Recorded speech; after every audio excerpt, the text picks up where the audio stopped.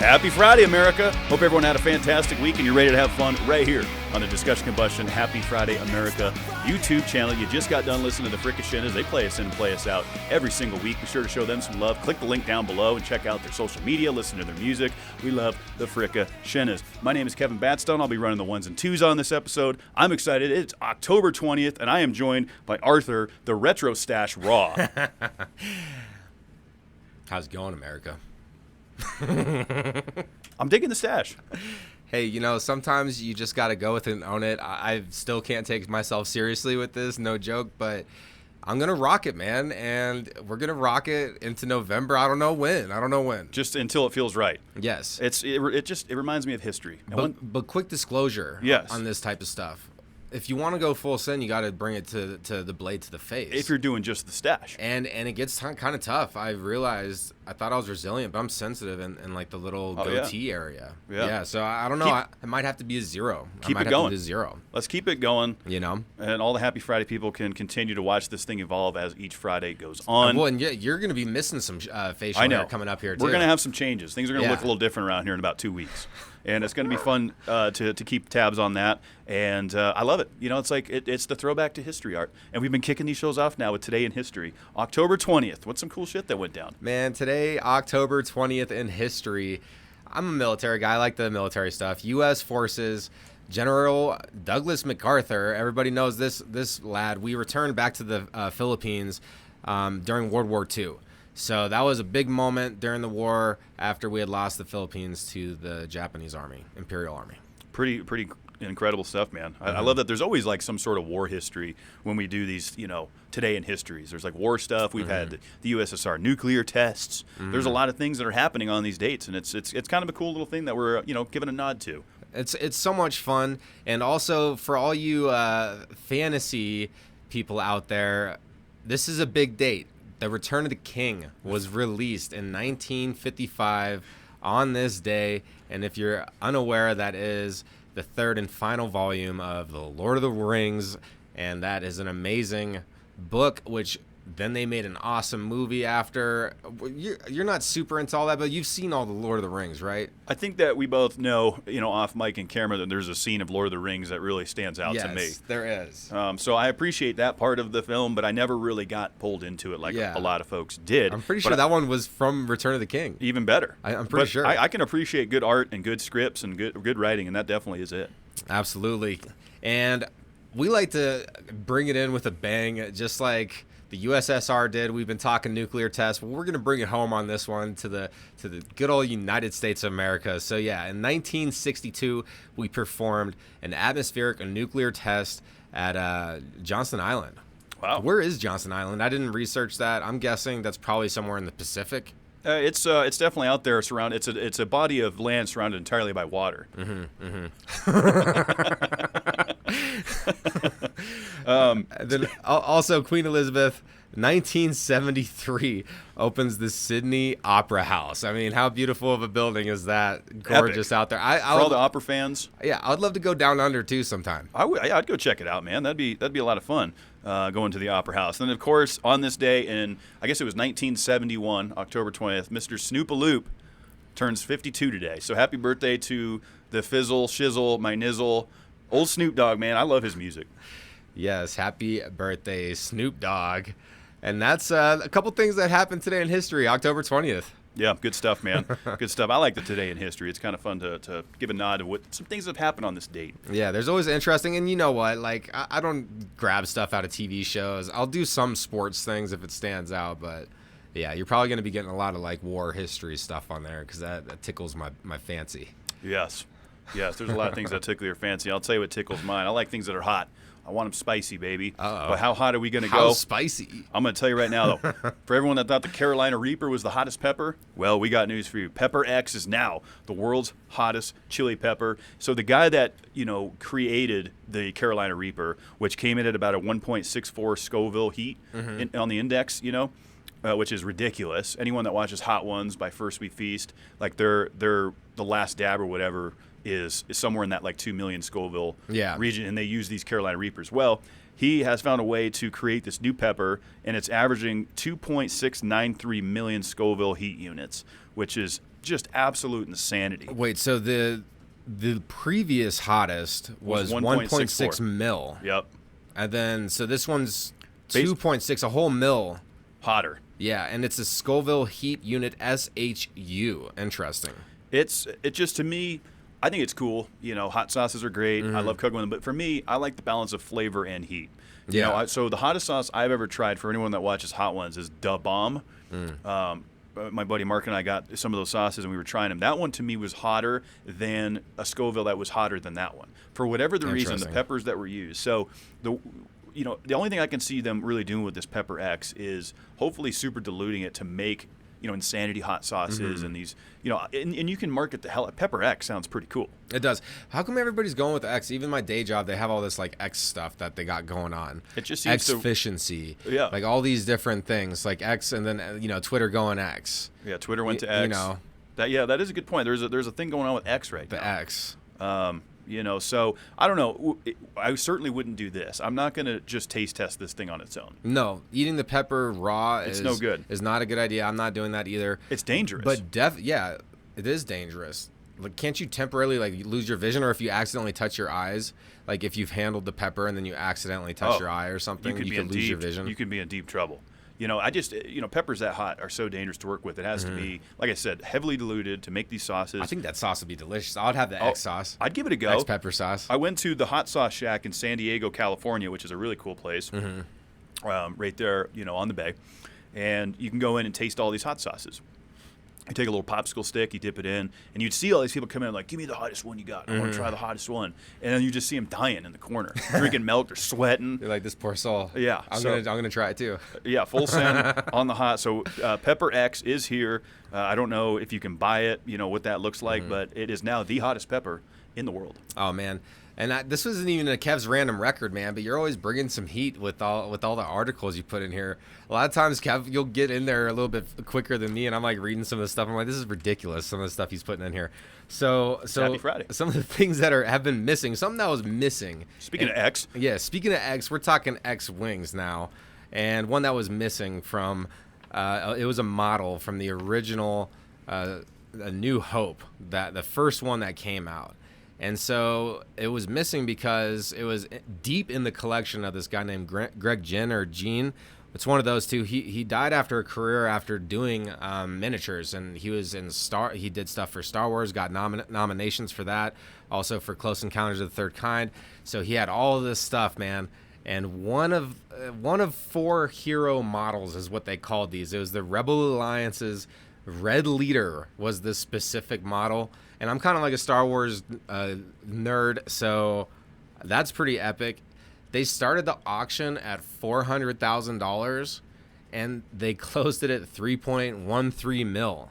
So it was lost, it was found, it was sold for 3.13 mil at auction, man. That's crazy. That is pretty wild. I mean, so opening up at 400K, obviously, the way auctions work, they're going to raise the stakes. And someone's going to go in 500, 650, 7. But 3.13 for this is pretty incredible.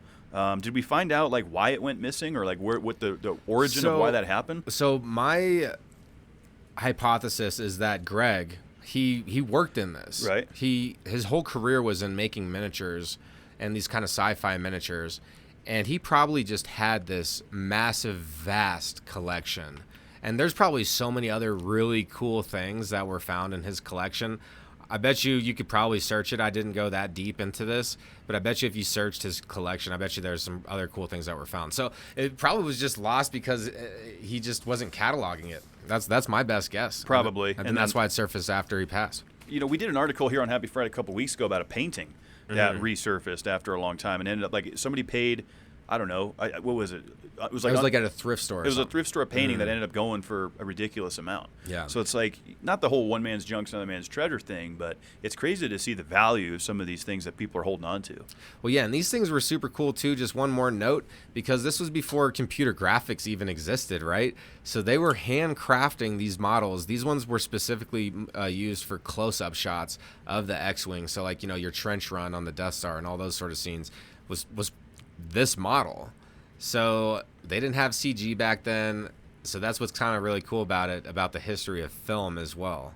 What's funny about this article is when I was going through one of our sources, everyone on YouTube, just scroll down and you can click on every single topic that we go through. And there's a really cool source. I mean, shout out to, I think it's UP.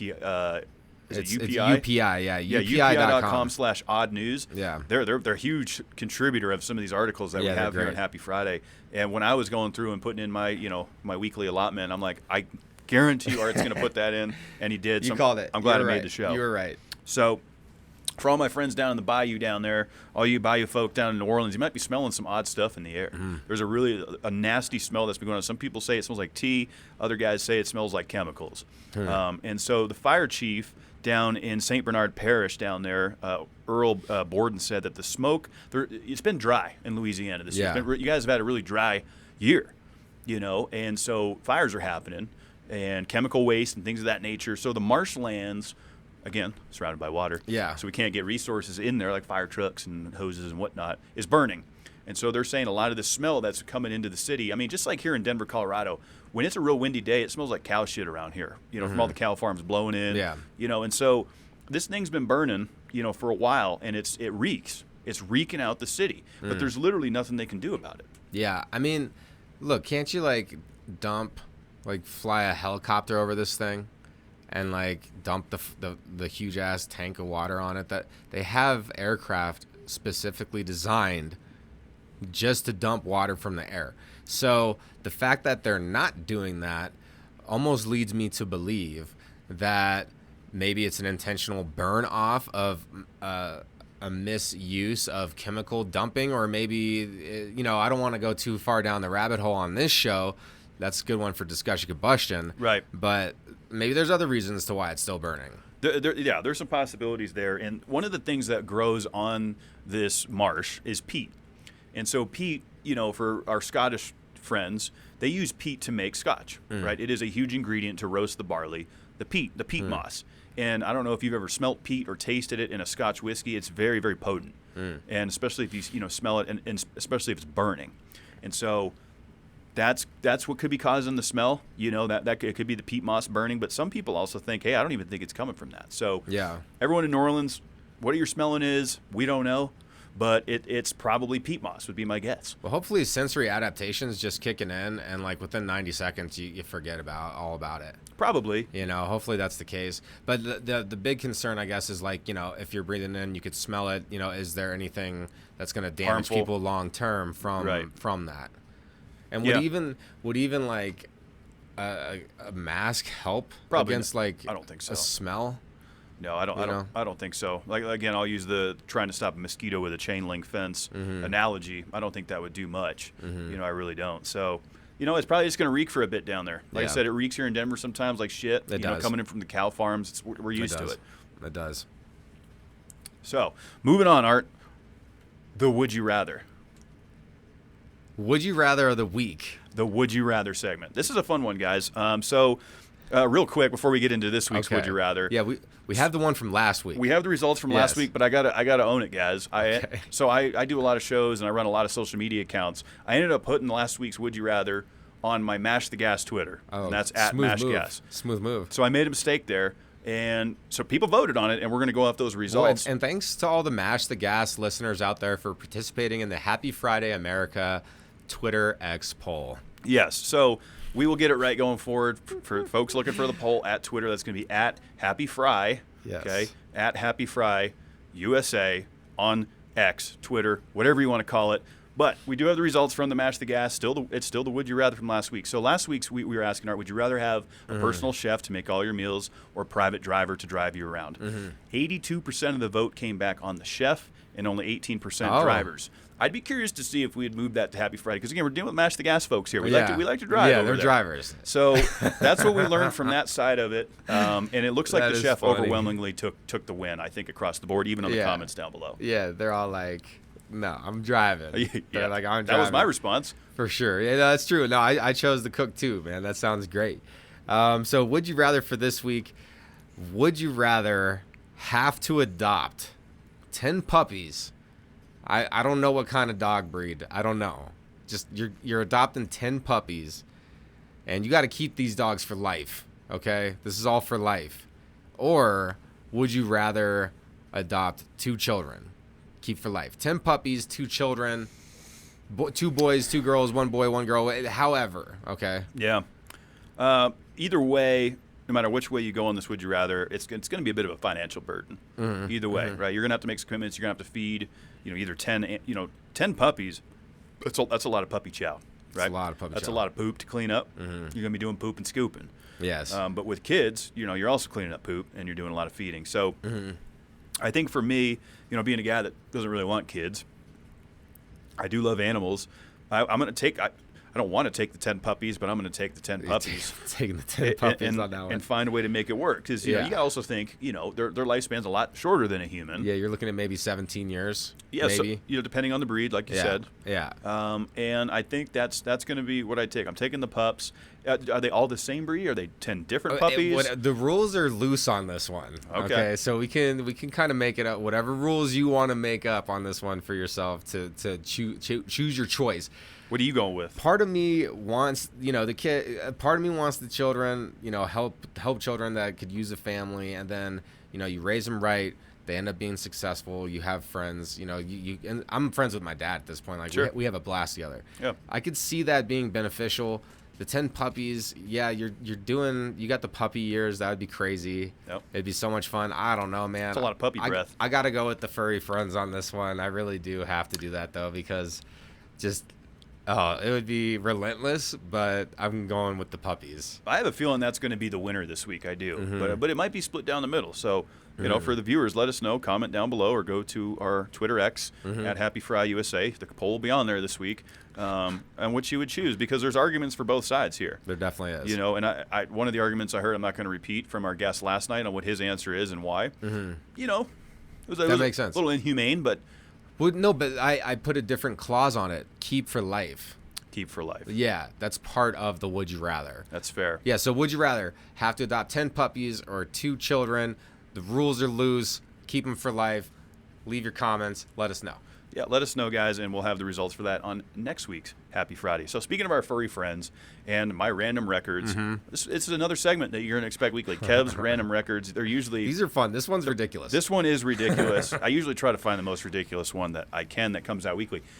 Guinness Book of World is busy. They are busy. Guinness Book, the amount of things that they are keeping track of. Who's thinking of to keep track of this? Or is it through submission? Like, they're getting these ideas because people are submitting this stuff. They're like, oh, yeah, I guess we don't have a world record for that. And if they do, it's like, hey, here's my attempt. Yeah. Like we've seen before, like Guinness Book has to review it. They have to watch the film.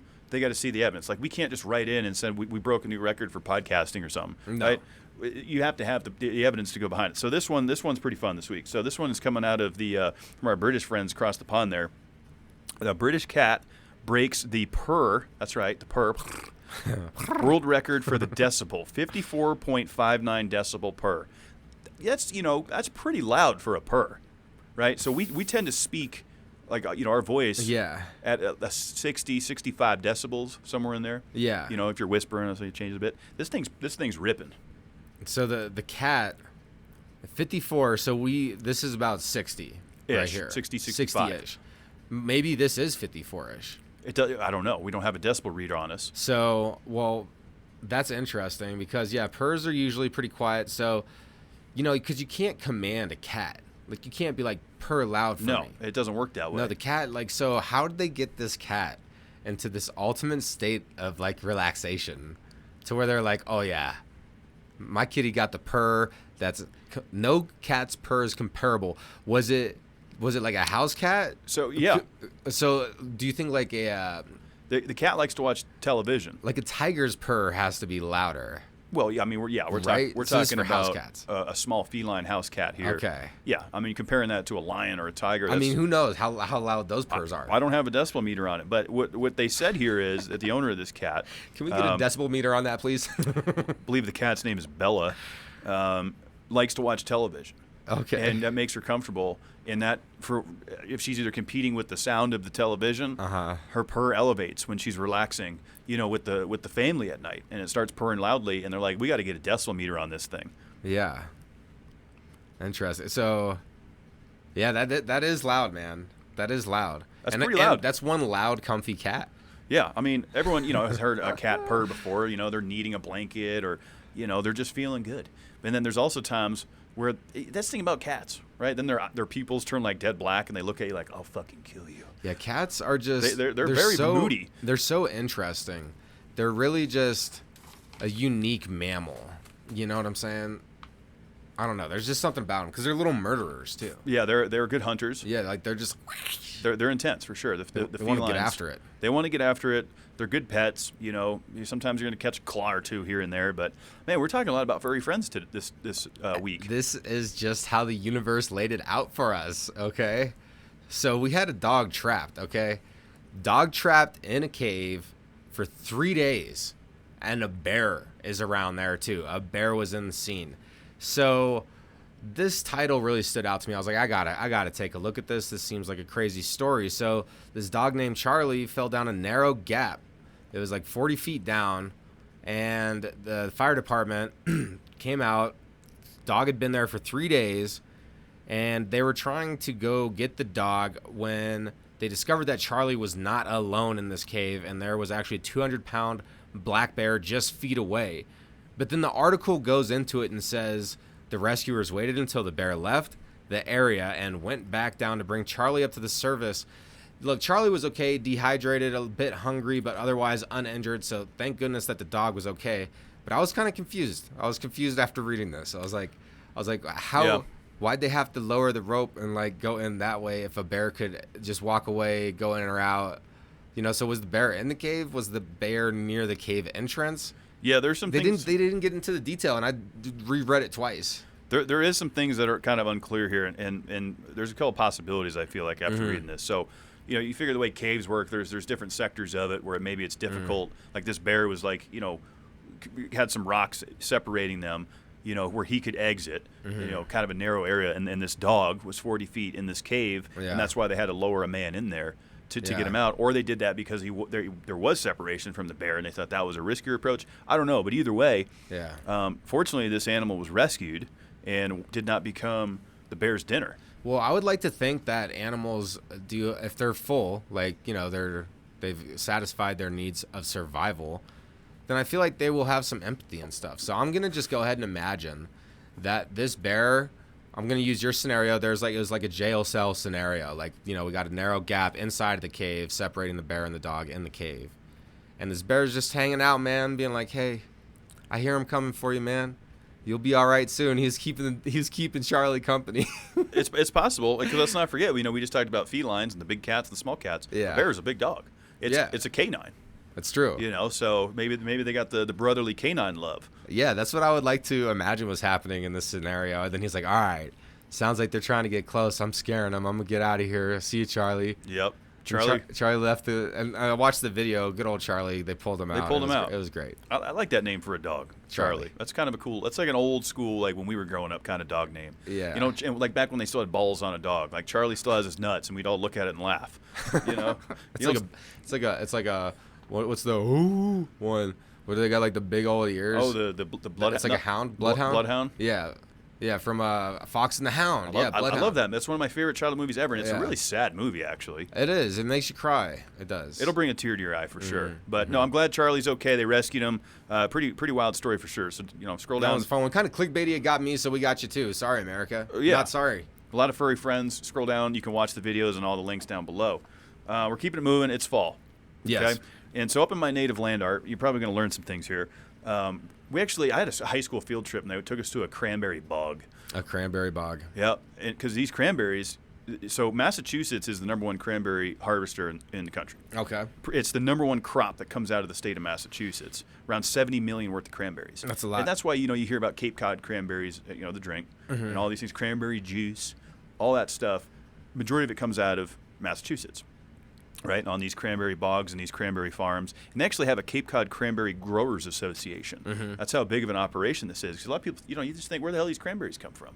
I had a chance to see it when I was a kid. So it's been a good season. Acres upon acres, huh? Acres upon acres. Of bogs. And you see these guys, and they got waders on, and they get in there with their nets, and they start harvesting. Yeah, it's interesting how it grows in like 3 feet of water. Yeah. That's exactly how it is. It's literally a bog. And, like I said, I was fortunate enough as a kid. It was around this time of year we got to go to the bog and see these cranberry farmers. It's pretty cool. So it's that time of year. Cranberries are big. Everyone likes cranberry sauce for Thanksgiving. And, it's just kind of a seasonal thing. But when I read this article, I kind of forgot. I'm like, it's crazy, the amount of cranberry crop that comes out of the state of Massachusetts. No, it's massive. It is massive. And also the weather can play into a lot of this stuff as well. Sure. I guess they were saying it was like a challenging season, even though prices have went up. So I would say that they're overall saying that the outlook for the cranberry harvest is hopeful. Yep. Right. Yep. And should go well. But look, I work in the supply chain industry on a day gig, and like moving cranberries, all this sort of stuff, the logistics that goes into that, the income that. Because the cranberries pay the people on the farm, they pay the driver, the broker, the manufacturer, like, dude, this, and it's all from the bogs. Isn't that crazy? That's kind of crazy to think about that. I would like to see the acreage. Like, I've never flown in a little helicopter, and I know that's really dangerous, but it would be fun to hop in one and like go fly over or something like this and just see how massive it is. It's pretty massive for sure. I don't really remember the size of it as a kid because you're a kid, you're on a field trip, you're like, man, we don't have to do homework, we're on a field trip, it's fun. But it's just kind of cool to give a nod to that. Here we are in the harvest season. It's the spooky season up in, Salem. Witch trials are going on and stuff. So I just thought this was kind of a fun thing to keep in mind, as they're doing cranberry harvesting and, getting ready for the holiday season with that. But yeah, you bring up a good point with the logistics of it and these companies that then have to buy these cranberries from the farmers to make the juice, to make the cranberry sauce. There's just so much that goes into it. There's an entire industry. And then not to mention the equipment to actually harvest it and farm it in the first place, and the clothing, the waiters that their people are in. Like, it's nuts how we all come together in this great world to create societies, And, yes. And let's all do our best to be good to each other. And let's be good to each other while we're out and about. And some things to do this weekend. We got Country Thunder 2023 in Kissimmee, Florida, and that is tonight, baby. So if you really want to get into it, see a bunch of great country bands, Country Thunder is going to be a good one to attend. Absolutely, especially down in Kissimmee, beautiful town, weather's warm. Just go have some fun, get your boots on, and do some boot scooting boogie. If you feel like laughing and you're out in Los Angeles, Will Ferrell, he's done so many movies that I love. I've never had a chance to see him do stand-up, but he is doing the Best Night of Your Life tour in Los Angeles. I believe it's going to be 2 nights that he's doing it there this weekend. So definitely check out good old Will Ferrell, man. He's a good one. That'll be a good one. No, I've never seen a stand-up of his. Well, so you got to remember, he used to do it with Saturday Night Live. Right? Okay. That's where he started. And I didn't really watch too much SNL. Oh, I loved SNL, yeah, especially in the Will Ferrell years. He was so good at improvising, and so I could see why he'd be good as a stand-up comic. Yeah, I could see that too. Down in Phoenix, Arizona, tonight we got the Arizona Jazz Festival.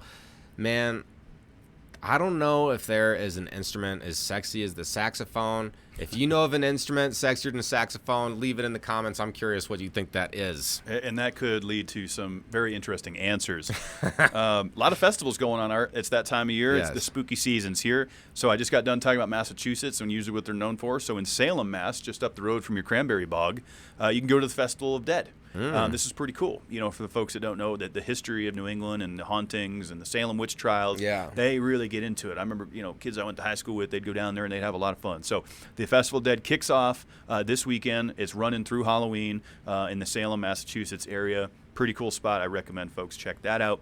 Obviously, NASCAR. We're winding down, guys. I'll be in Phoenix here in just a handful of weeks covering the NASCAR Championship. We are in Homestead, Miami, where the championship used to end. Homestead, Miami, second race of the round of 8. It's going to be a hell of a race. Dale Earnhardt Jr. is going to be running the Xfinity race on Saturday. Looking forward to that. Still tickets available if you're in the Miami area. The weather's gorgeous. Go out and see some racing. If you've never been to a NASCAR event, if you've never felt those engines roar by you, you got to experience that at least once in your life. It's amazing. Everyone tuning in, you're amazing. We appreciate your support. If this is your first time tuning in, definitely subscribe to your channel here because it's important to us. Instagram, Facebook, Happy Friday USA. And then on X, that's Happy Fry USA. If you're old school with the email, happyfridayamerica@gmail.com. We're going to keep it coming weekly, baby. Let's bring in the weekend strong. Have a good one. What's that? That's the Fricashinas. Let's go.